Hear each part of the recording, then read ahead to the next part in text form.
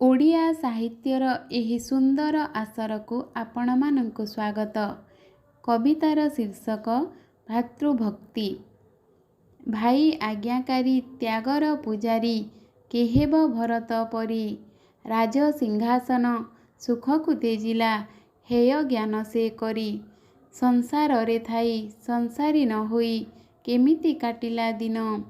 ମାଆକୁ ତେଜିଲା, ସ୍ତ୍ରୀକୁ ଭୁଲିଲା, ଭାଇ ପାଦୁକରେ ମନ।